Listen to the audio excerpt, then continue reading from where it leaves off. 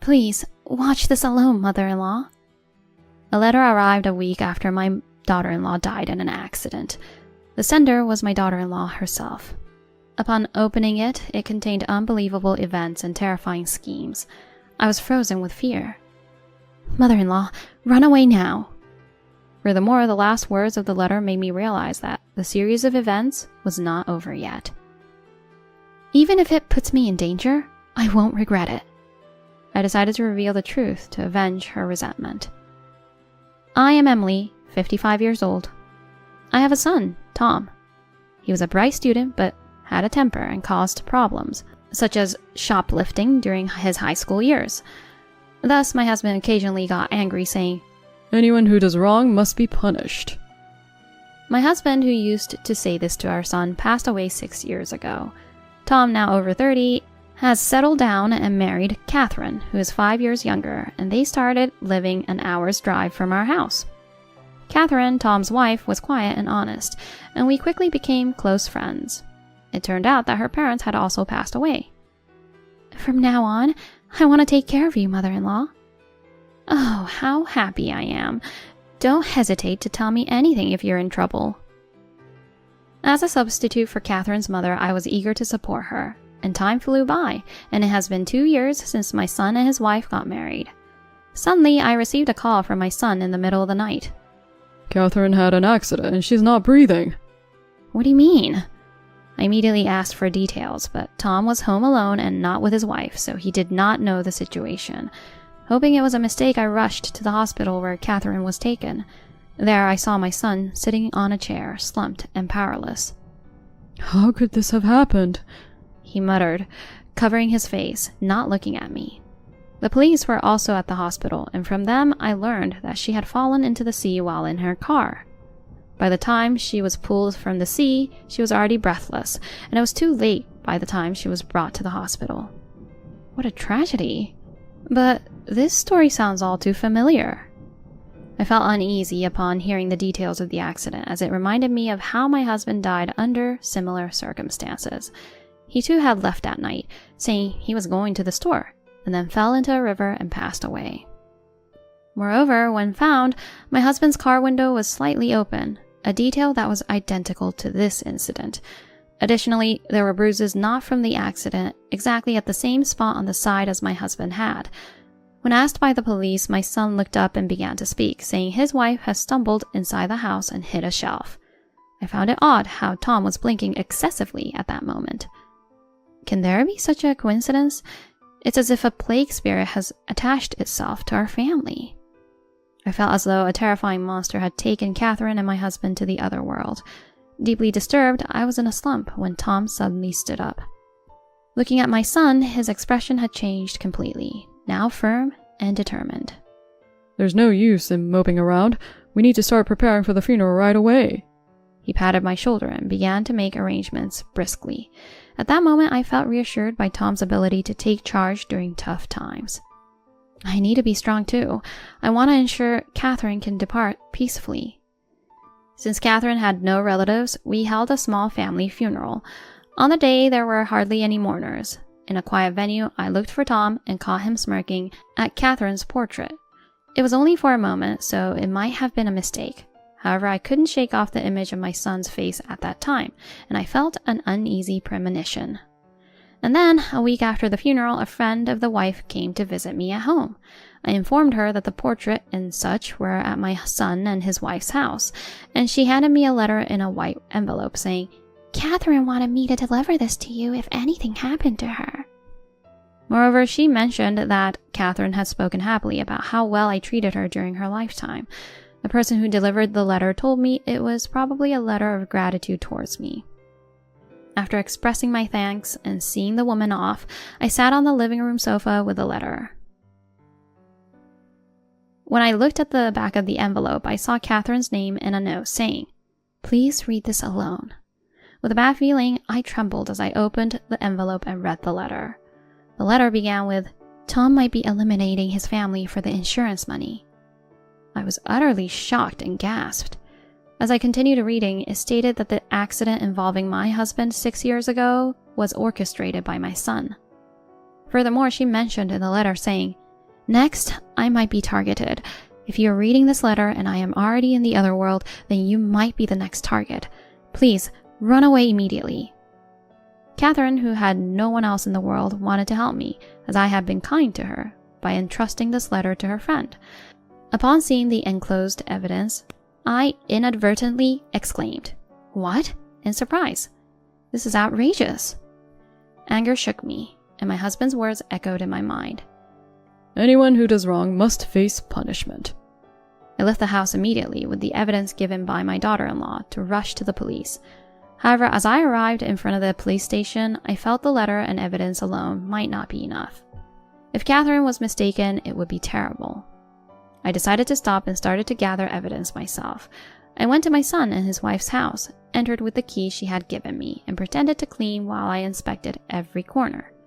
Suddenly, I became curious about the closet, opened it, and was shocked by what I saw. Could it be for this? Unbelievable! Amidst my surprise and confusion, I composed myself and installed a hidden camera to monitor my son's actions. For a while, nothing concerning was observed, but still, I carefully checked the camera footage whenever I had time. Half a year later, just as I was starting to think nothing might happen, the sight of my son displayed on the screen made me stand up from the sofa.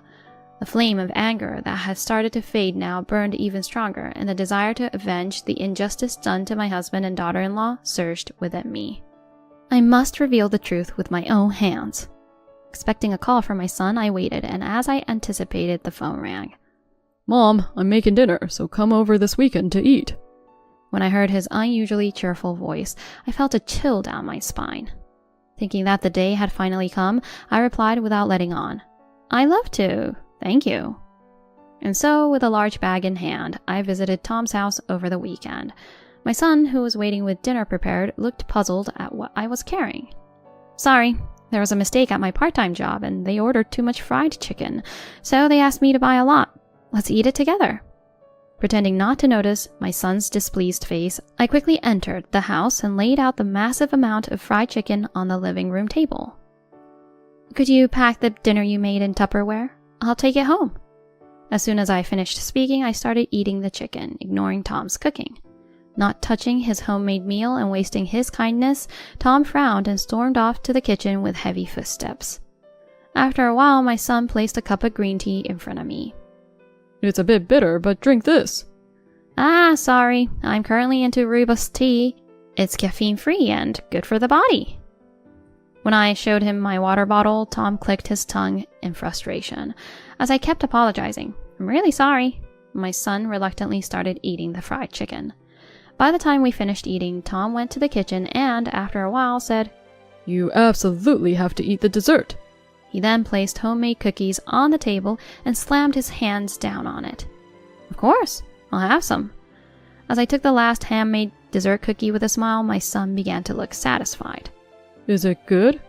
"Yes, very delicious." And then perhaps because I was full, I said, "Thank you for the meal," and was suddenly overcome by an unusual drowsiness, falling asleep on the sofa.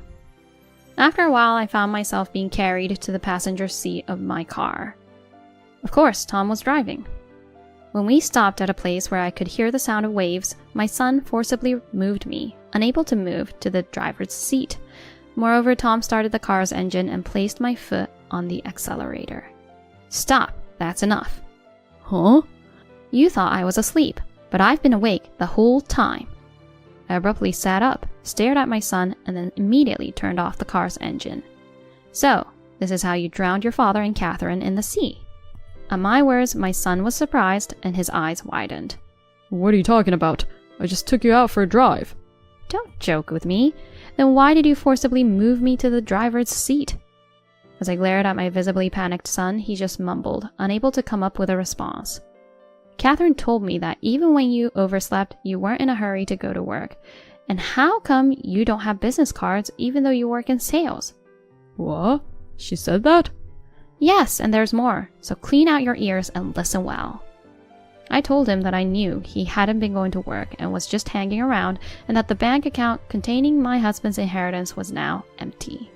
Catherine had decided to confront Tom about that, but as soon as he came home, he went to his room and started making a phone call. Feeling uneasy, Catherine eavesdropped and heard Tom saying, "Don't worry, I'll be getting a large sum of money soon just like before. I'll support you," just before he ended the call.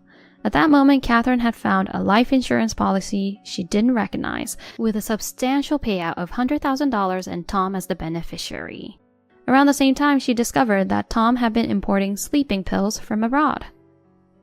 Catherine had suspected that you were after her life.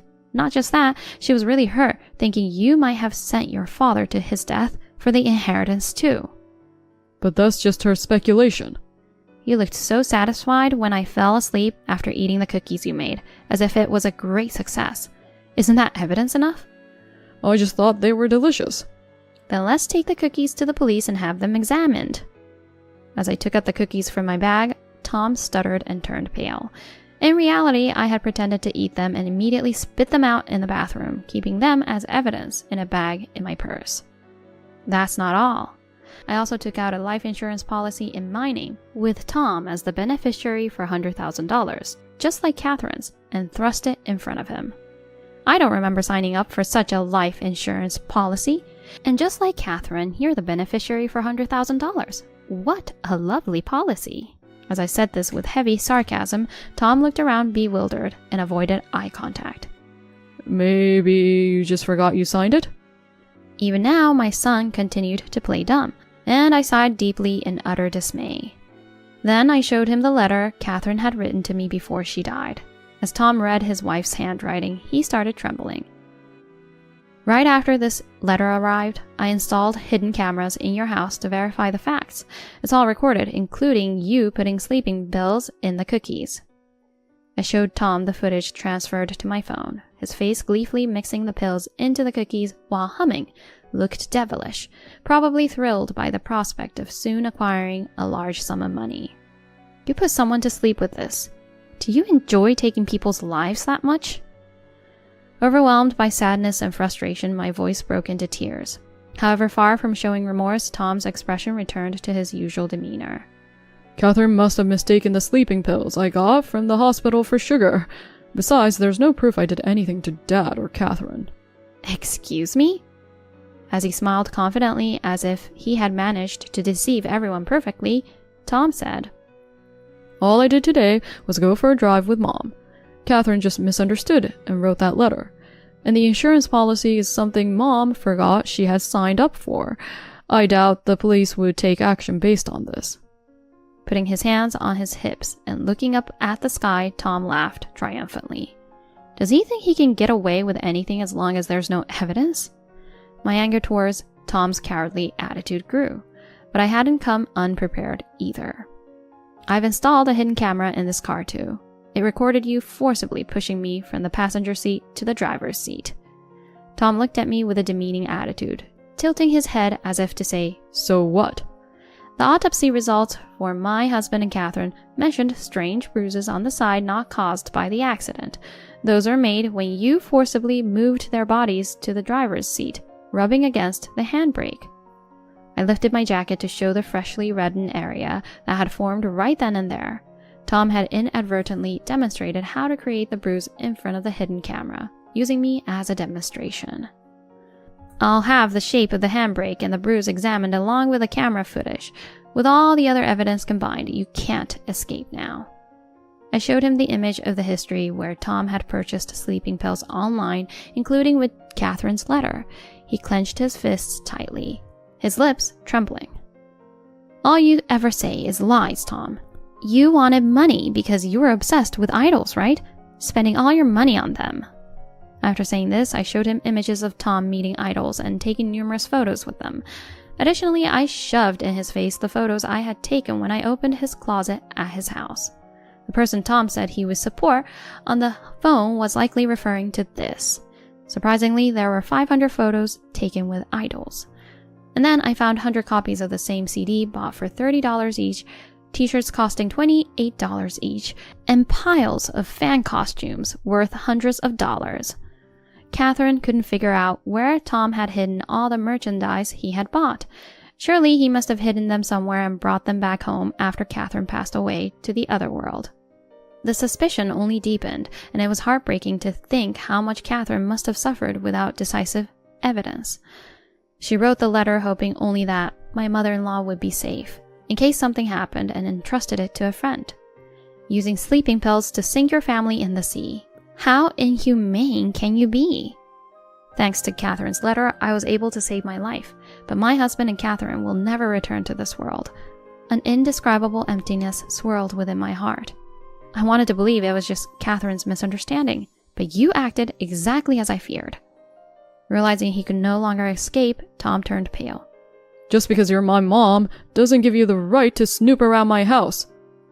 You, who took your own family's lives, have no right to talk nonsense. This idol you're so obsessed with is getting married to a handsome stage actor. You're just a cash cow to her. I showed him today's internet news. Tom was so desperate to get rid of me that he hadn't noticed the news. No, that's a lie.